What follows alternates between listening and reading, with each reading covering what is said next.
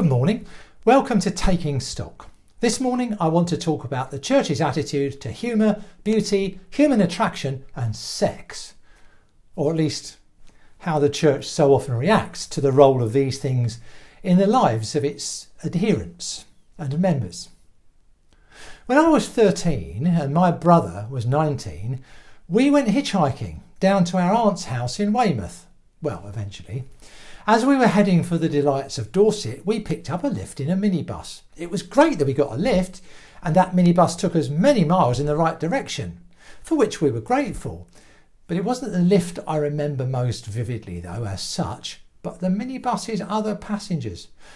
Inside the 16-seater bus were 13, as it turned out, 17-year-old girls. French 17-year-old girls at that. At once exotic and, to my 13-year-old eyes, sophisticated, forever just out of reach, and not only because their English was about as good as my French. Now, having said that, my brother and I managed to flirt outrageously in sign language all the way from Southampton to Weymouth. We had a whale of a time. Well, he in particular had a whale of a time. Now, whenever I have recounted that story amongst non-Christians, I've almost always received the reply, "I thought you Christians weren't supposed to enjoy yourselves." Now, if I had £1 for every time someone said that to me, well, either that or "I thought you Methodists didn't drink," I'd be buying my own football team by now. For some reason, non-believers seem to think that Christians have absolutely no conception of what enjoyment is, no concept of what beauty is, and if it should by chance grasp the theoretical concept, that we repudiate enjoyment and beauty altogether, and particularly the enjoyment of beauty, as unimportant. Now, I have noticed that there is an almost schizophrenic quality about the criticism of Christianity and Christians when it comes to beauty and, if you like, things of the flesh. If a non-believer walks into a Catholic or High Anglican church, the profusion of gold and gilding on the altar and reredos, the stained glass windows, the expensive paintings, the elaborate tombs and memorial carvings, combined with the overlay of centuries of burnt incense, well, in combination with the exquisitely carved statues of the Madonna and various saints, well, they can often produce in the viewer some pretty severe reactions. One of those reactions is often one of disgust at such sumptuous ostentation and contempt for the apparent idolatry implied by the offerings at certain statues. Now, the question arises, how could the church square such riches and magnificence with the teachings of a humble carpenter from Galilee? How far from his teachings about simplicity and the treatment of poverty all this is? Surely the church should be about humility and not wealth, and the list goes on. Now, the schizophrenic angle comes when the same people, for some reason, wander into a non-conformist place of worship like the church where I'm minister. And then the complaint is about how drab the building is, how plain and ugly, how uninspiring is a place of worship, and how uncomfortable and how cold. If the building is modern, then 10 gets you one that the walls are of warm, red, undressed London brick, like my church in Colchester. And the viewer says, how unsuitable for a place of worship. It looks more like a scout hut than a church. Well, Christians can't win when it comes to physical, material beauty. Mind you, over the centuries we've done little to help our own cause because we've so often equated beauty with sin, especially human beauty. For some reason I have yet to work out, there's been an awful lot of suppression of basic human instinct. No, I'm not talking Sharon Stone. So that for a person to look at another person with anything like frank appreciation and even delight has always been equated with lust. And if you happen to be homosexual, you might as well drain every hormone from your body if that were physically possible, if you're a Christian. Either way, it's illogical really. Because if God did not give us the gift of appreciating and being attracted to other people, well, who did? And if God gave us the gift, why should we leave it, as it were, unwrapped and forlorn under the Christmas tree of life? Now, I believe that to ignore, pervert or crush God's gifts is the real sin in relation to the attraction of one human being to another, physically as well as spiritually. God uses all our faculties, all our gifts, in order to speak to us of deep and true life. And the church has too often been seen as a willing participant in ignoring or crushing God's gifts if they appear too uncomfortable or apparently disruptive. When I was 23, I was coming to the end of my local preacher training in the Methodist Church, and like all local preachers on trial, as we are called, I had to appear before the circuit local preachers meeting, and there, as well as being grilled about my understanding of John Wesley's 44 sermons, which needless to say was voluminous, I had to give an account of my conversion and call to preach. Now, on this particular occasion, there were two of us being examined, the other one being the middle-aged superintendent minister's middle-aged wife. She was questioned first, and the meeting listened with rapt attention and holy devotion to her answer to the question, would you like to give an account of your conversion? Her answer was so full of pious God said to me's and God told me's that you could have sworn that God must have been whispering in her ear 24 hours a day. I think it's safe to say that the assembled local preachers were all suitably impressed.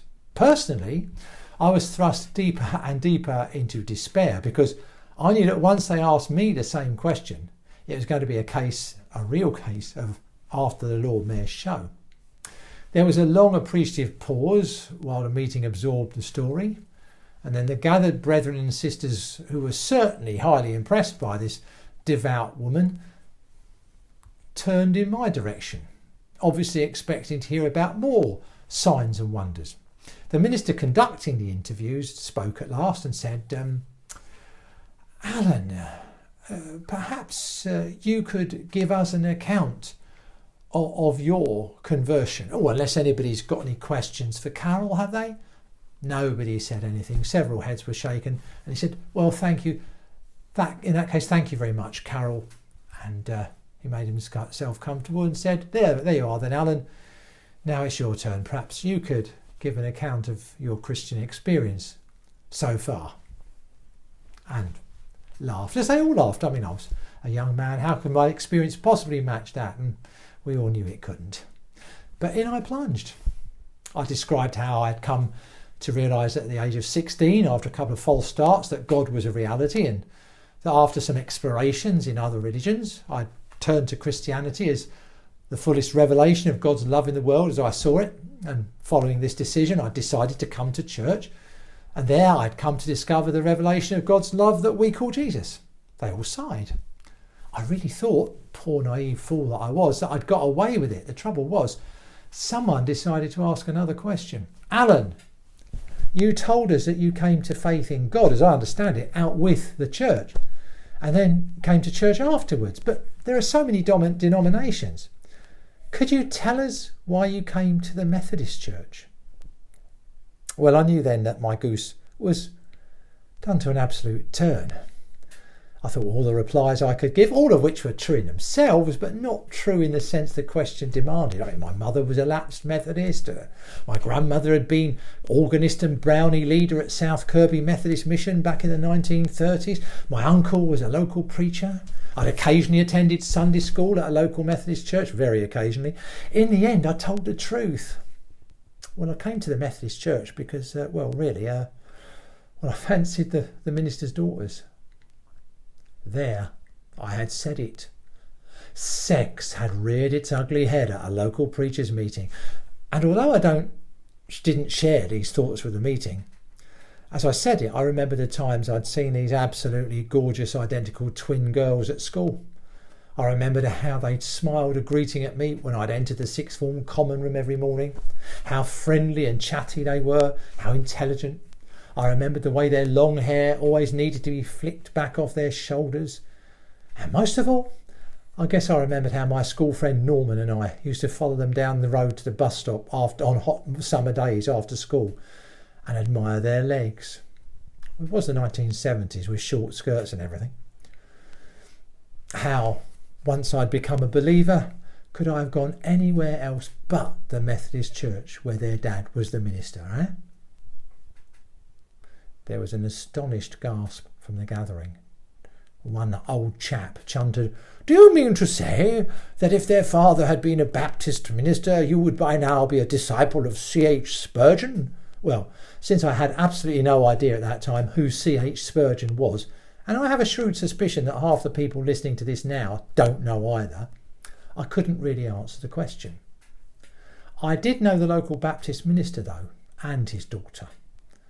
I offered the opinion that if the people in that gathering had known the daughter as I did, they couldn't have known her, it was in a different circuit miles away, they would have known that the likelihood of Hannah Parry succeeding in leading me into the Baptist church by my hormones would have been about as great as the likelihood of winning the national lottery, about 14 million to 1, on one of Rachel's good days, when I was drunk. My interview was curtailed shortly afterwards. Carol and I were sent out of the room while we were discussed, and we were out a very long time. After about half an hour, the local preacher's secretary came out with the superintendent's car keys dangling from her hand. "Carol," she said, "you can go home. The meeting was unanimous in your case, and you've been voted in. But the meeting is going to take some time," she said, casting me a meaningful glance. "George says he'll get a lift home from David Westerman," she concluded, handing Carol the car keys and returning to the Star Chamber. As she got up to leave, Carol gathered her coat and handbag together, gave a small warm smile, nodded her head briskly and kindly, and patted me on the arm and said, "Don't worry, Alan, you'll be fine. I'll pray for you." "Please don't, Carol," I said. "Whatever you do, don't pray for me. Look what happened last time." After about another 15 minutes, the door opened again and I was summoned within. I was wondering how I was going to explain this to my wife, since I knew without question, without doubt, that I was going to be drummed out of the regiment, as it were. I stood before the superintendent's table. There was nothing on it, apart from a pristine copy of the Constitutional Practice and Discipline of the Methodist Church, the rule book, which was ominous in itself. The superintendent spoke. "We've taken a vote, and it's been decided to recommend that you be received onto full plan. However, for the first time that I can remember in a local preachers' meeting, the vote was by no means unanimous, and I have asked your Norman Squire, your minister, to have a conversation with you in the morning about your future progress in the high calling of a local preacher." I was in.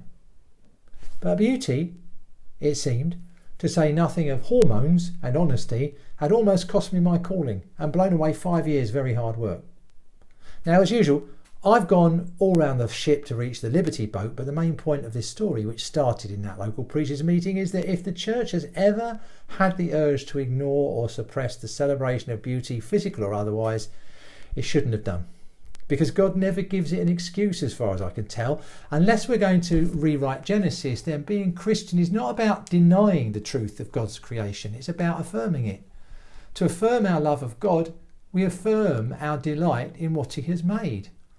For as the book of Genesis says, God saw all that he had made, and it was very good.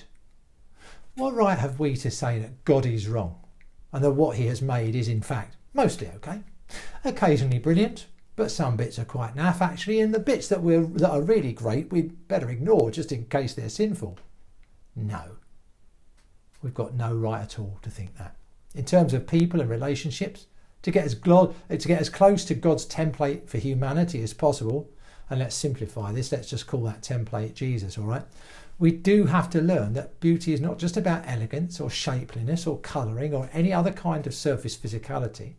Some of the most beautiful people I've met have been full of years or wheelchair bound, and some of the strongest have been shuffling along on Zimmer frames. We have to learn to try to acquire the gift Jesus had, to look beyond the physical to a gift God gives each of us, but which we often bury beneath what we think society wants to see. The gift of personhood, of individuality. Jesus knew how to give everybody who came to him the personal attention they needed to be allowed to let their true self shine out of them. And it was the needs of that true self to which Jesus addressed his true self, and still does, if only we'd drop our guard and let him. Don't think, though, that I'm talking here only about those who may have been rejected by society as ugly or crippled or old. Even beauty has its price, its burden of expectation, its ability to bury the true self. Not that I know. We have no right to sneer at or denigrate any aspect of the beauty of any of God's creation, even if in our weaker moments we might rather suspect that God was having an off day when he created wasps and Arsenal FC. We may have the right to express concern about what we have done to pervert or destroy creation's beauty, but we have no right to condemn the enjoyment of life's gifts to us. Who can say that God does not take as much delight as the rest of us in the outrageous beauty of a red admiral butterfly, the gleaming grace of a running horse, or the profligate, exuberant vibrancy of cherry blossom in spring?